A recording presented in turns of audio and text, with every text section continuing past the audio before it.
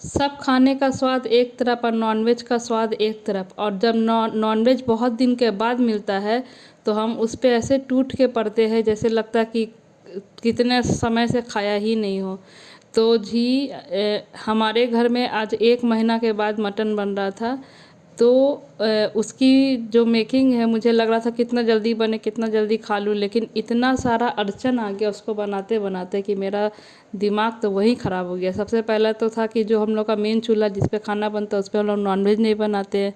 तो हमने सोचा कि इंडक्शन पे बना लेते हैं। अब इंडक्शन पे बनाने गए तो देखा कि इंडक्शन ही ख़राब है।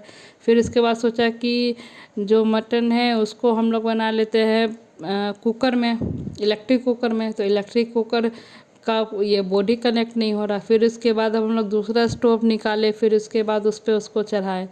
तो ये सब बीच में चलो मैं थोड़ी सी रेसिपी भी बता दूँ कि मटन में हम लोग थोड़ा सा नमक, तेल और हल्दी पाउडर को डाल के उसको सोचे थे ये विसल लगा दे, वही काम नहीं हो पा रहा था।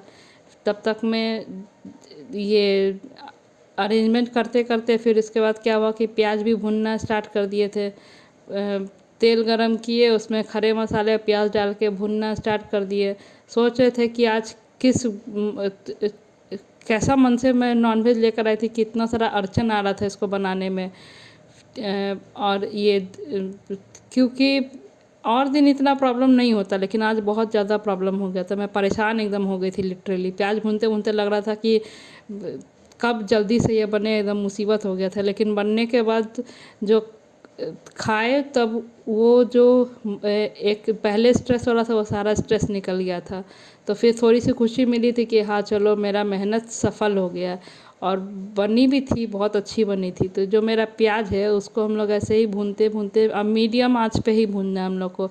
ये जो मेरा गैस था, ये पुराना स्टोव, उसका जो ये लेफ़्ट साइड का है वो ऐसे भी स्लो ही जलता है। उस पर मैं हमेशा सब्ज़ी ही बनाती हूँ कि जो मेरी सब्ज़ी अच्छे से पके भी, और ये मुझे लो फ्लेम का कोई टेंशन ही नहीं कि वो एक ही ये मोड में ये जलता ही हमेशा धीरे ही रहता है। तो उस पर प्याज अपना धीरे धीरे पक रहा था, एक तरफ मटन अपना कुकर में धीरे धीरे ये पक रहा था। मैंने उसमें एक विसल लगाया, उसके बाद धीरे धीरे वो अपना पक रहा था। चूल्हे को मैंने कम कर दिया था।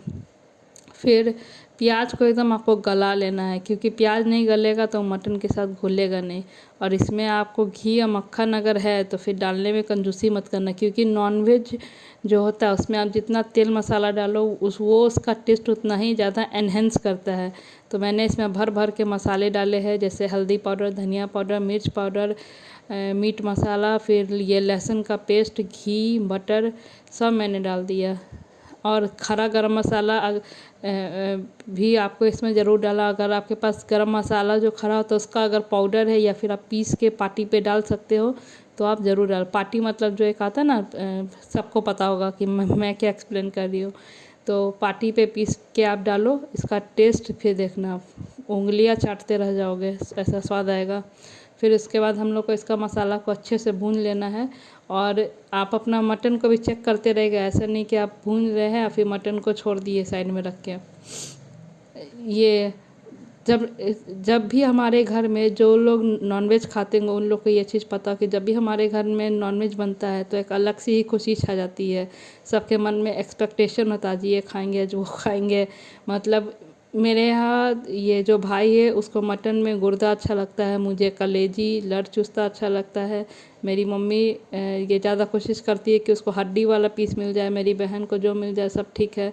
तो जब भी ये मटन मिलता है सबका अलग अलग एक्सपेक्टेशन होता है। और जब ख़रीदने जाओ तो फिर अब सबका एक्सपेक्टेशन को ध्यान में रख के हम लोग को ख़रीदना रहता है कि वो ये खाता है, वो ये खाता है, तो सबका मिला जुला के ही लेना पड़ता है। और अभी तो ये थोड़ा महंगा भी हो गया है ज़्यादा, 700 रुपये केजी हो गया, इसीलिए हम लोग कम बनाते हैं। ऐसे तो फ़िश हमेशा बन ही जाता है, लेकिन ये मटन अब कम बनता है। पहले ये मतलब पॉकेट फ्रेंडली था, पॉकेट फ्रेंडली नहीं रह गया। लेकिन फिर भी खाने वाला लोग थोड़ी ऐसा होता है कि वो नहीं खाएगा, वो खाएगा ही। ये स्वाद एक ऐसा चीज़ होता है कि आपको खींच के ले जाता है कि नहीं खाना ही खाना है। अब जो मेरा मटन है वो भी सीझ चुका था 60%। फिर उसके बाद मैंने उसमें प्याज डाल के और खड़ा ये गरम मसाला का मेरे पास पाउडर था उसको हल्का सा ऊपर से छींट के, और फिर मैंने इसमें विसल लगने के लिए ये लो फ्लेम पे छोड़ दिया था और फिर उसके बाद जो हम लोग का ये मटन था वो तैयार हो गया था। अब ये जो प्याज है उसको एकदम आप अच्छे से भूनिएगा, कोई जल्दीबाजी मत कीजिएगा, नहीं तो आपका मटन में तो ऐसे भी समय लगता ही मटन को पकने में, वो इतना इजीली नहीं पकता है। तो जो समय ये मटन अपने आप को पकाने में ले वो समय को आप प्याज और जो मसालों के साथ है उसके साथ ये बिताए। लेकिन एक चीज़ का ध्यान रखिए कि जब मटन और प्याज को मिलाइएगा तो या तो आप उसमें विसल लगा दो, नहीं तो उसको खदकने के लिए छोड़ दो। देखो मेरा मटन कितना अच्छा बना है, सारा तेल मसाले सब एक साइड हो गया और इसका फ्लेवर ये उभर उभर के आ रहा था। अब जो मेरा मटन है वो बिल्कुल रेडी हो चुका था। देखिए कितना लाजवाब लग रहा है। अब मैं गरम गरम मटन और चावल खा रही थी। तो अगर आपको भी खाना है तो आप मेरे रेसिपी को फॉलो कीजिए और इसे बनाइए अपने घर पे। थैंक यू, मिलते हैं अगले वीडियो में।